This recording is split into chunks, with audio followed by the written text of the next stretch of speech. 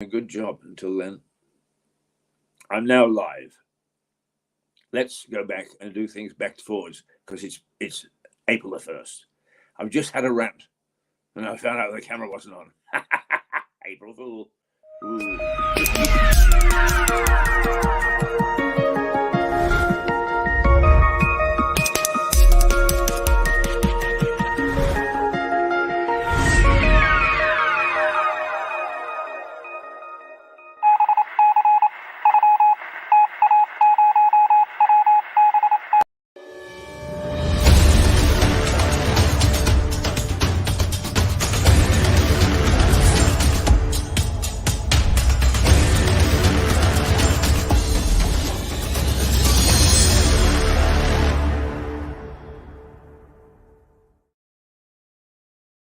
April Fool's Day, or April Cruel Day, as the BBC has managed to headline the headlines. April Cruel Day, because on this first day of April 2022, the prices are rising in the shops, the babies are dying in the hospitals, the police are out of control, but allowing the society to get out of control. Politicians don't know where they are, whether they're coming, going, or in between. The international relations firms are looking at every country under the sun because they're all now backtracking from their firm stance on this war that we're in.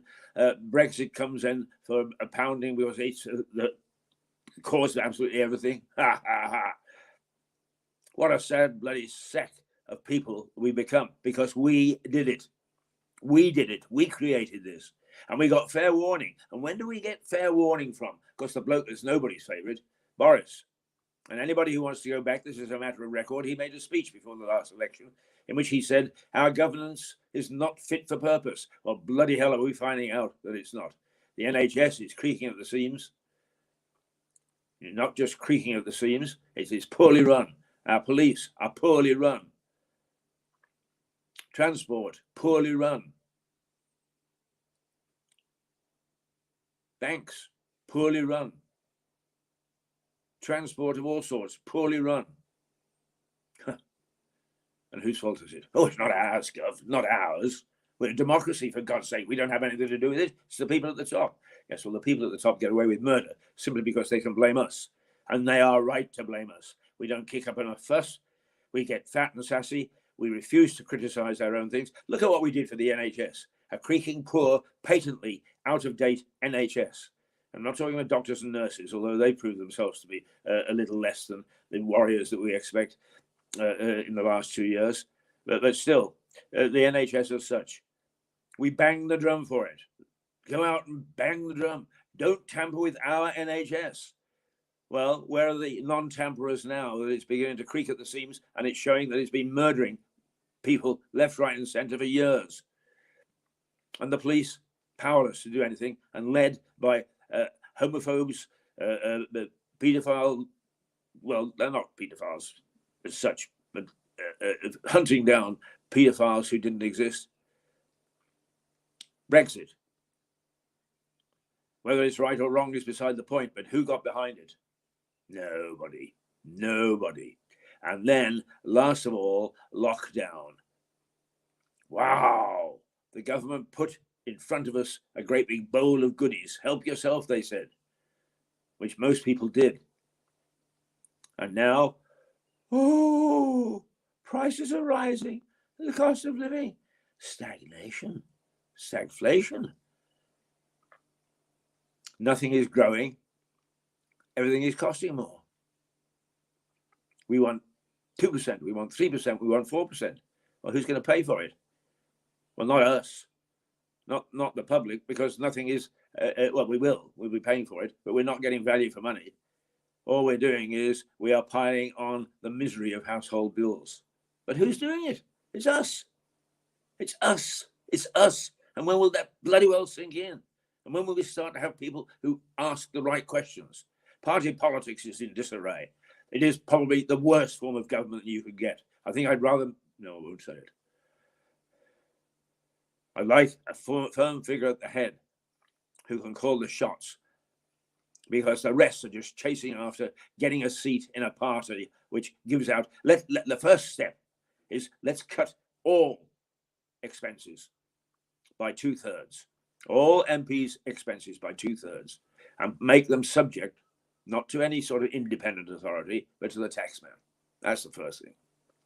And when we've cut them, let's make sure that we get value for money from the people who are then getting these expenses. And as for salaries, who are the first to go up? And then we hear this paean of, well, they work so hard. Well, they mean you bloody work hard. Yeah, they know, perhaps they do. But so do the rest of us. And that is not recognized. It hasn't been recognized until now. And why? How is it recognized? By prices going up, more expensive in the shops, and productivity down. Nobody wants to go back to work. Why should they? Oh, the figures say that they are, but you talk to anybody, most people aren't going back to work at all. What they call work is they wake up in the morning, they have a cup of tea, and so on, and about noon they get around to phoning in the office. What a sad sack we become. And now, I have to say that at the moment, the UK is the exception, but now Germany, France, and the United States all want to be appeasers. After all the horrible things that people have condemned them, what they were going to do to Vladimir Putin. And now the word is, well, we'll get peace by being nice to him. Let him withdraw. Let him have a bit of honor. Bugger him. I've worked in Moscow. I have a great deal of time for Russians, but I don't have time for this man. I don't have time for this man, even though I helped build one of his institutions. We are in terrible, terrible shape. But the fact of the matter is, we will not, and we refuse to recognize it. We heap medals and knighthoods and honors on people who are patent failures. In the latest scandal, where were the people? Where did the people go who perpetrated the murders of, yes, thousands of children? They were all promoted. They all got better jobs, got better pay, more responsibility. God help us when the next scandal comes, because if they manage to demolish thousands of children, what are they going to do to adults from the jobs that they got? And they'll go to tribunals to defend them. And the tribunal will say, oh dear, dear, dear. When are we going to get back to some sort of standard in public life, or private life for that matter, or as a nation as a whole? We have no pride. Oh, that'll upset the liberals. They all ponce around thinking that we are a model of society. Well, this model is crumbling. It's giving in at the edges. And it's going to collapse totally if we don't actually do something. But who's to do? Because actually, all the institutions that are failing is the only people that can get jobs is either you know somebody or you're part of that inner circle, that elite.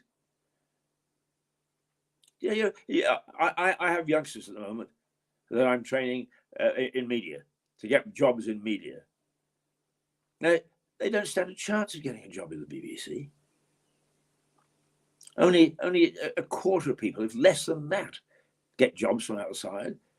They have a term inside that they laugh and they giggle about. Favourite son. We've got a board today. What's a board? Well, it's a panel in which candidates appear. And they have 7 or 8 from around the country, from different disciplines. But they know who's going to get the job. It's all show, flim flam. And that's true of almost every other form of government. You want to know who's going to be the next MP? Well, okay, at least it's fought out. But Maria Caulfield will be one because she's the incumbent, unless she wants to retire. I wouldn't blame her if she wanted to. And James McCleary, who's the leader of the Liberal Democrats, or has been leader of the Liberal Democrats. That's who. It's all been decided. Any of you want to stand for it because you're good for would be good for the job? No. I don't know whether James McCleary will be good. I'm not blackening his character. I don't know. But by any criteria, nobody can tell. Can't tell about Maria Caulfield for that matter. But it's not just Lewis. We're not just having a go at Lewis. It is endemic throughout the country. Good people are being put to the side. Good people don't get decent jobs. Good people, competent people, are put where probably they can save something, but not be innovators and drivers. But the people who are put where they could be innovators and drivers aren't and don't. What a rotten bloody society we are. April the 1st? Am I pulling your leg? You start looking. Start counting up. And where we were strutting 2 years ago, saying how marvelous some things are, now the chickens are coming home to roost. Now the bodies are being counted. Now the number of knife deaths and of deaths of youngsters with a community that's unable to control itself are being counted. And you can keep going right down to war, right down to the economy. Oh, it's nobody's fault about the economy. These things are out of man's control. No, they're not. No, they're not. A lot of it depends on how hard you work. Work? I was talking to a colleague in Lewis, a very, very competent radio man, and he was telling me about a friend in Ireland who is setting up a new radio network. And he's being hampered because he can't get people to work for him. Never mind that for pay, he can't get people. We can't get people for no pay. But at one time, this was the way that you found your way in to those to broadcasting and journalism. You went and you did some stuff for free to find out how to do it. What? Oh, God, you can't do that. No, you can't. And as a consequence, you're not getting the people. Our media is absolutely diabolical. It's atrocious. They are not properly trained. The structure is not reflecting what society needs, or for that matter, what communication and newspapers and television and radio need. It's simply not.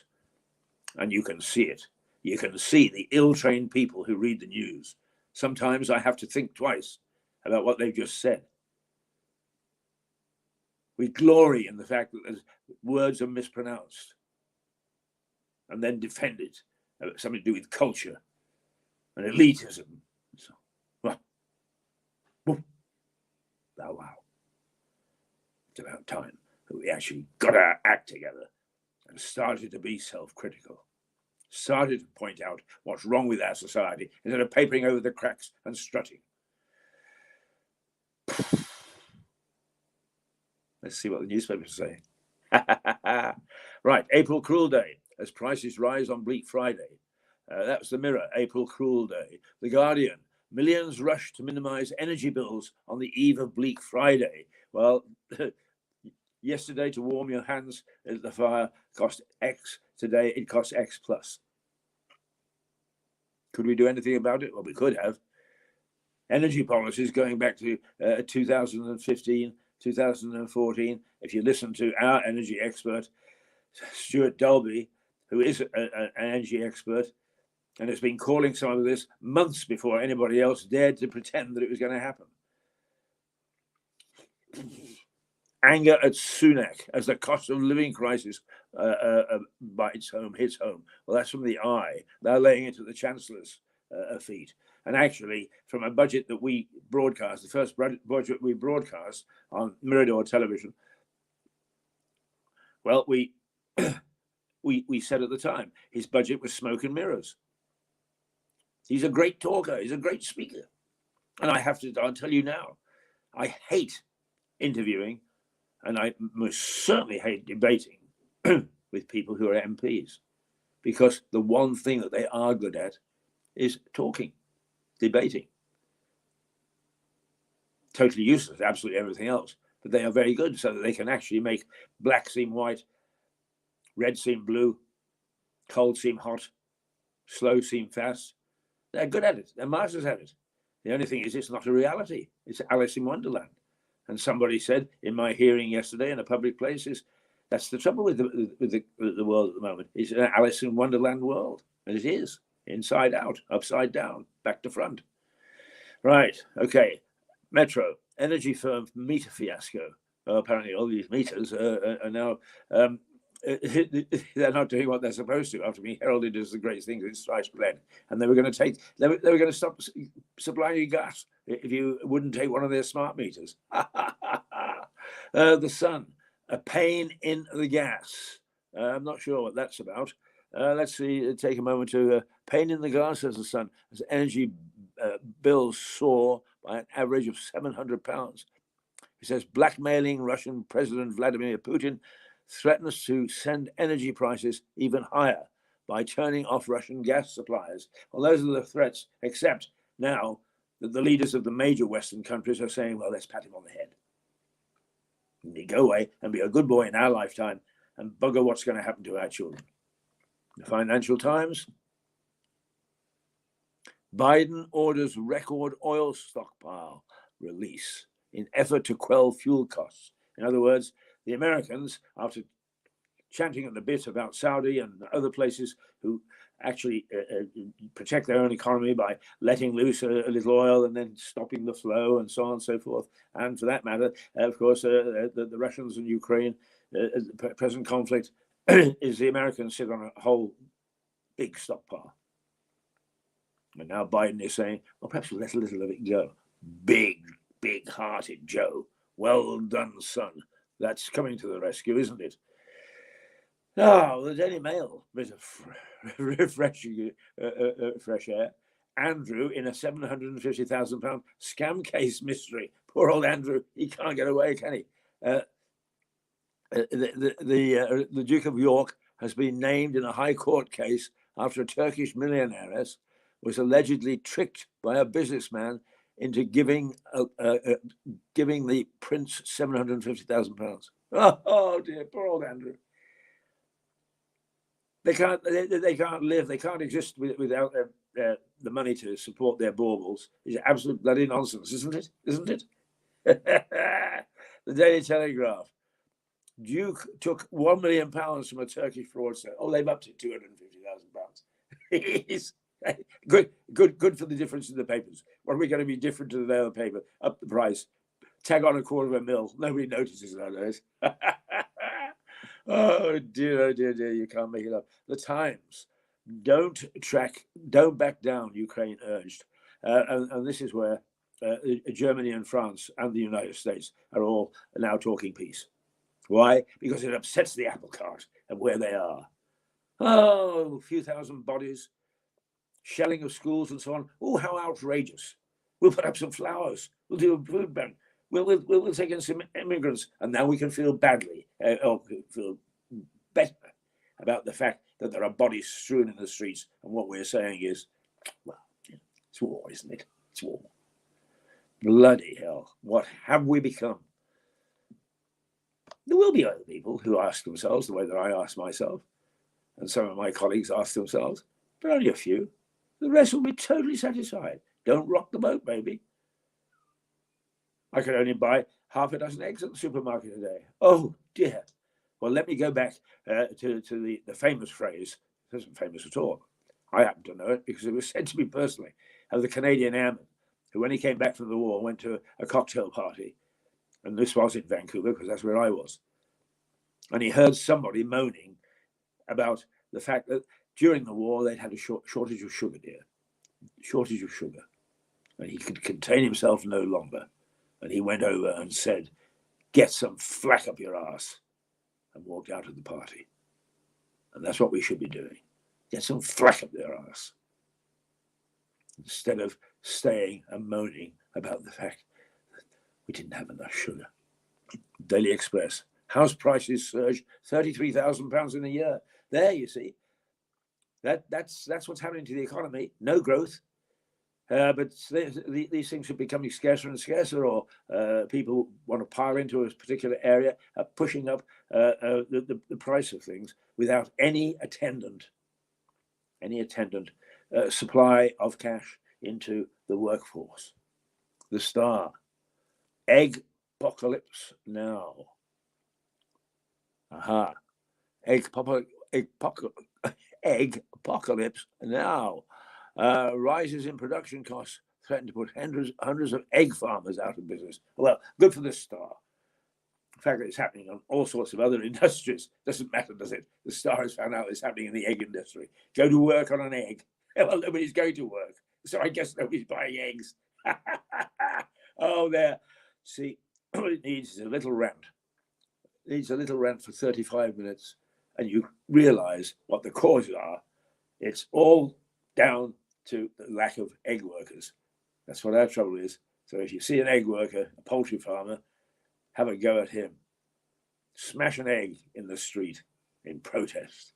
And then you'll feel better. Yeah. And it's only 8 degrees Centigrade today. Cool. So you don't have to worry that the egg is going to fry to the pavement. On the contrary, it's going to stay cool. There will be some sunny periods. We will have, there might possibly be a little bit of rain. And there is a general warning out still for snow. And it snowed yesterday. I was in it. Not for very long, and not for very, not very deep, not very thick, but it did snow. Big swirling flakes coming down out of the heavens. But as a society, we deserve everything that we're getting at the moment. We really are. Now, something else to gladden your heart is for the next 10 days, up until, in fact, April the 17th, when you tune into Mirador, which some of you do, you will find that we are not on the air in a regular way. We'll just have some little ad hoc programs so that we don't miss anything important. But we are gearing and we're putting all our efforts into a new style of broadcasting on April the 17th. I'm not going to tell you much about it at this moment because we're going to concentrate our publicity on up in the last 6 or 7 days before we actually do it. But don't be alarmed. Mirador is still here, still ploughing on against all the odds. And, one of the things that I suppose that really pees me off a great deal is everybody talks about a free society. Oh, look at those brave Ukrainians fighting for a free society. Well, it's not free at all. And as a populace, we do nothing to support media. It's all the fault of the media. Bullshit. It is not. It's the fault of the people that reflect the media. People don't sell papers to people that don't want to buy them. People don't keep radio stations or television stations going to people that don't want to listen to them. The only thing is that the average viewer, the average listener, and the average reader seems to think that they can dictate what should be on the air, in the papers, in the news. Well, rubbish. That's worse than authoritarian rule, but it exists. We've asked for a little bit of help from the community. Do we get it? No, we don't. But we struggle on. We're determined that at least some avenues, not very big ones, but some avenues of free speech shall remain open, because there will come the day when people beg and pant for them. And that's the day I hope that I last longer to say, where were you when we needed you? And will they blush? No, on the contrary, they will have all sorts of reasons, all sorts of debate and talks and speeches and bloody stalls in the street, coloured flowers, you name it, to explain why they didn't do anything at the time and why they're against the nasty things that are happening. I was in Ukraine for 3 or 4 months. And I can tell you, way back then, and that was in 2015, I think, perhaps even earlier, to 2014. I can tell you, quite simply, you could see the signs on the ground that it would result in conflict. I didn't foresee. But I could see the unrest of the people in Ukraine because of what we in the West, if you wanted to put it that way, in the West, were doing. Totally misguided policy. In fact, it wasn't any policy at all. We didn't even know what was going on in the ground. We didn't bother to send sensible people, observers. We sent the acolytes as, what day is it? It's Thursday. whose turn is it to go to XYZ? It's George's. Okay. Is he any good? Who knows? We've never seen any of his work. I'll go before I'm shot. We'll be back. We'll be back in 2 weeks' time, but we'll be around in between time. But when we come back, hopefully, we'll have some really exciting things for you, some interesting things for you, and an Aunt Sally that you can actually throw the odd beer bottle. No. A rotten egg. Break an egg, throw a rotten egg. Toodle, toodle, toodle, pip. Ta-ra.